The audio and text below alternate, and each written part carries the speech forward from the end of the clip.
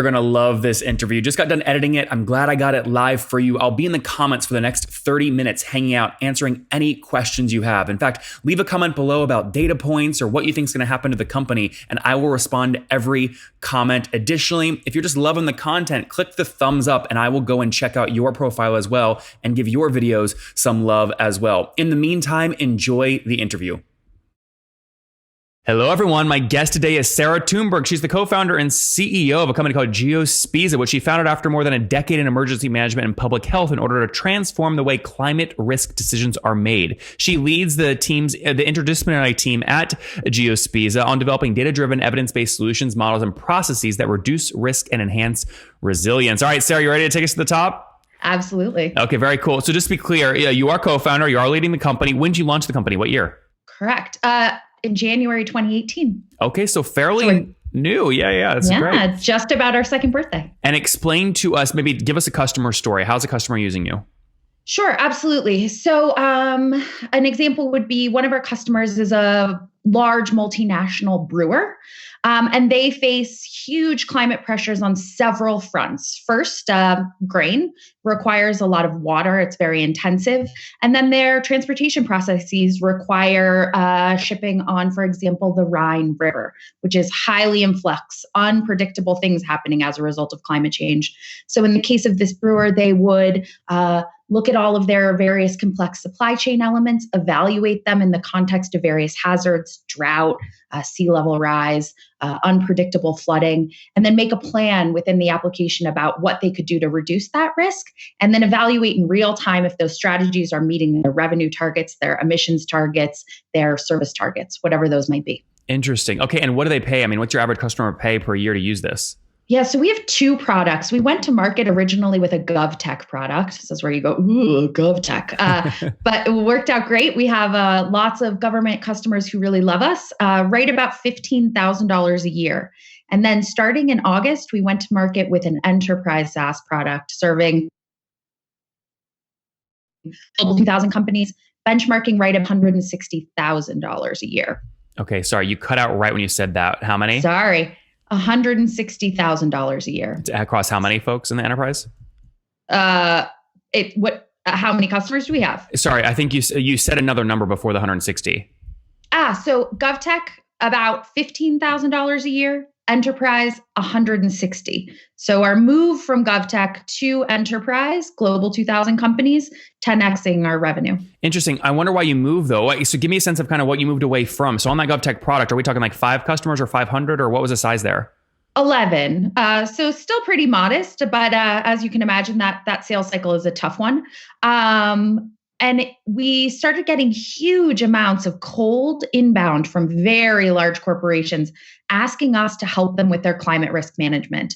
And we explored that and then went to market in August. And we have 3 customers at that $160,000 point, 28 Global 2000s in our sales pipeline after a net new. So either in demo or sales negotiation stages, really making progress. Interesting. Okay, so let's unpack all of this real quick. Yeah. 11 customers on GovTech product at 11 or 1,500 per year. That's like, call it 16 to 20 grand in ARR. You Correct. made the decision and said, you know what? Well, hold on. Did you make the decision you want to move away from that? Or you started getting inbound and you said, we should switch to this new thing that people are asking us for? Correct. We really heard the market signal and we got just a ton of inbound, a ton of asks. We did a really structured exploration. I talked to 25 CEOs and CFOs and risk managers and said, what exactly are you missing? What is it that you need? And it was clear that we had a start to that and we could meet that need. So we really shifted to meet the opportunity. Who was the first one that cold emailed you? Which company? Japanese Deloitte, I think was the first one. Okay. And what did the email say? Like, what was the subject line? Do you remember? We're working with a property and casualty insurer. What can you do to help them with their sea level rise risk? And they actually turned out to be our first customer. You wrote back and said, did you ask, how did you hear about us? And what'd they say? Correct. So we've found out that there's 3 primary ways that people have found us. One, just a straight Google search, which baffles my mind that huge enterprise companies are searching for innovation through Google, but cool. What do they search? What term do you rank for? Climate risk, flooding risk, disaster, lots of disaster. And then the other two ways are Bloomberg did a piece on us in the spring, which just generated huge amounts of inbound. And then also I spoke at The Economist in London over the summer, and that also has been incredibly powerful. How did you land the Bloomberg piece? They reached out to us. And they must, I mean, do you know how they found you or why they asked you? I think one of our competitors suggested us as competition. And then that reporter was like, oh, cool. What are you guys doing? And then I'm always happy to talk to a reporter. So sure. Yeah, let's chat. That's interesting. Okay. So the Bloomberg piece and the Economist piece in the summer of 2019, you think generated some of this inbound, like the one from Japanese Deloitte? Correct. And Europe and all sorts of companies. Yeah. Okay. So now 3 customers, 13 grand a month, or 160 a year. So what is that, like 500-600 grand in ARR?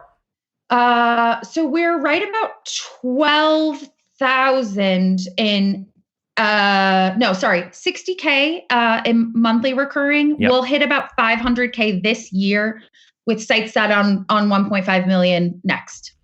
So just to be clear, like this month, basically, you're at 60,000 a month. Forward looking, that would put you obviously at 720,000 in run rate, ARR run rate. Exactly. That's great. Okay, then those 3 customers are paying more than 160,000 per year, right? Well, we have our old ones that come along too. Oh, got it. Fair enough.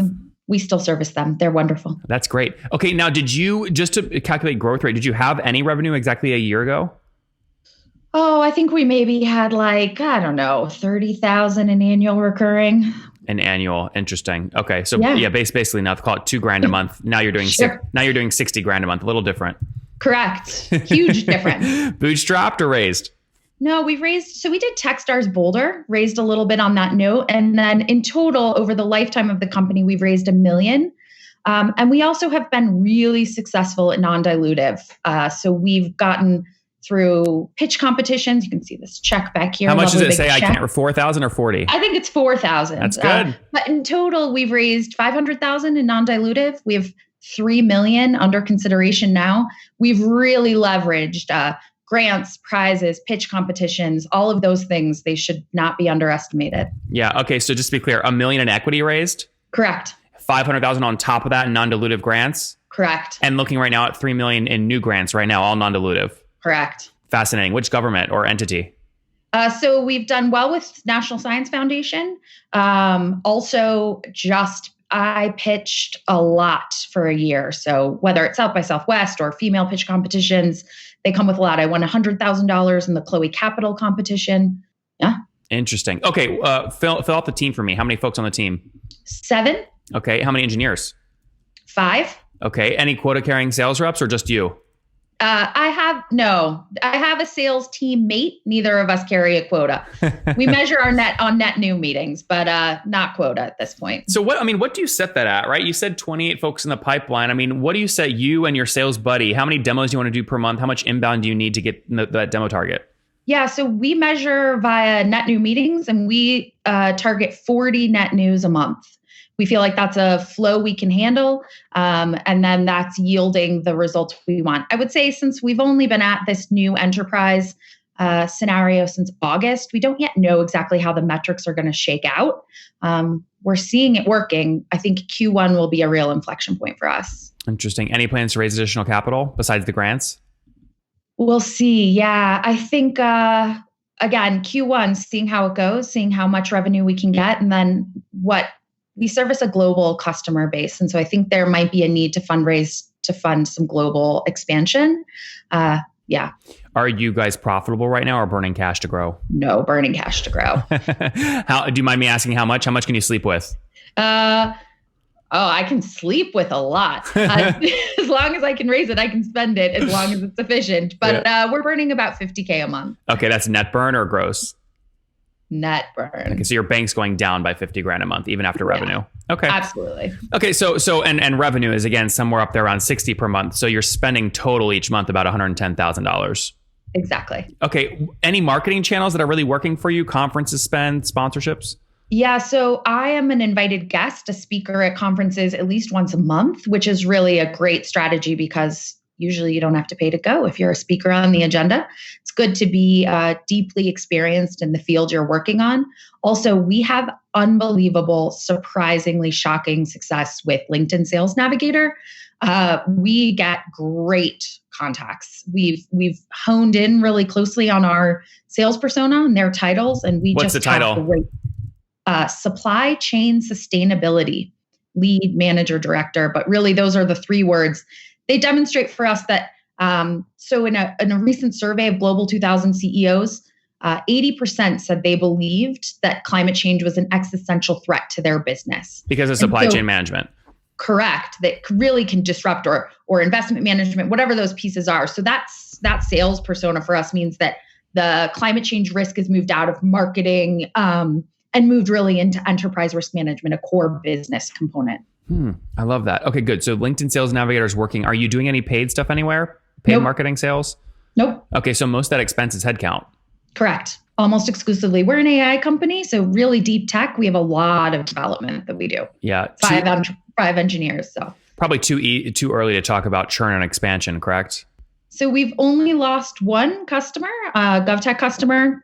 Job change, they left, but so far so good. Pretty early though, we'll see. Yeah, but that's less than 5% of your revenue because they're only paying $1,500 a year. Exactly. Yeah, interesting. Any expansion revenue? Like you sign up an enterprise customer at $100,000 a year, they've already expanded to $180,000 a year.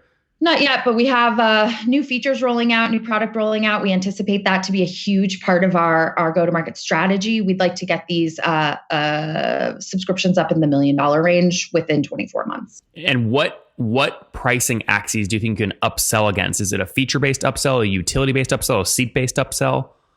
I think it's a feature-based, a product-based. So we have this sort of core product offering. You want integrations, you want advanced data capabilities, you want more AI. One of the things we've really invested deeply in is a mitigation or resilience strategy AI component. So if you have an idea, we have this huge risk, what do? We essentially have a smart recommendation engine that does really robust cost benefit analyses. That's a really high level feature that we think people will pay for. Got it. So fast forward 3 years from now, your prediction is you will have less customers, but paying much larger accounts. You won't be like 1 million customers paying $10 a month. We $1 million a year, 50 customers would be great. Let's move towards 1,000 customers. Yeah. That definitely. Sounds good. Do you have a sense of what it costs you fully weighted yet to get a $160,000 ACV account? We don't. No, not yet. It's too early. Too early. Not crazy though. And in the true SaaS model, cheaper as we go. Yeah. Very good. All right, let's wrap up here with the famous 5. Number 1, favorite business book. Powerful by Patty McCord. Loved that. Changed everything I thought about a team. Number 2, is there a CEO you're following or studying? Oh, Martha Stewart. She's my number 1. Always will be, always has been. I've subscribed to her magazine since my very first job when I was 15. I think she is the first female CEO who really created a category and executed on it beautifully. Number 3, what's your favorite online tool for building your company? Oh, HubSpot. Gosh, they are incredibly generous to early stage startups. They give and give and give and are so kind. Love them. Number 4, how many hours of sleep do you get every night? 6 to 8, depending. I try hard. That's good. That's all that matters. And what's your situation? Married, single, kids? I am partnered with 3 kids. I have 3 sons, 11, 9, and 4. Busy. Okay. And do you mind me asking how old you are? I am 39. Take us home. And just won a Denver's 40 under 40 squeaking in with like a quarter left. I was going to say, you got like, well, I don't know how close you are, but you got maybe 4 to 12 months left in that, right? Exactly. It was like, whoo, right under. All right. Last question. What do you wish your 20-year-old self knew? Oh, don't take that student loan. Not worth it. Don't do it. How big, how much in student loans did you have? Oh gosh, I don't know how much is left. I think until I went out of state for undergrad and graduate, I probably had $250,000 to start. Yeah. Don't recommend it. Don't do it. It's not worth it. It's a lot. Guys, Geospiza.us helping big brands manage their supply chain risk by looking at climate data. They're burning and spending about $110,000 per month right now as they look to scale, but they have 3 customers at $170,000, $160,000 ACV. So call it $500,000 in ARR, hoping to double, triple that year over year. Team size is 7 people, $1 million raised in equity, another $500,000 in grants, being considered for another $3 million as well from like the National Science Foundation. Too early to talk about economics. They've only lost one early customer that was just paying $1,100 per year. But in the meantime, Sarah, we're rooting for you, and thanks for taking us to the top. Thanks.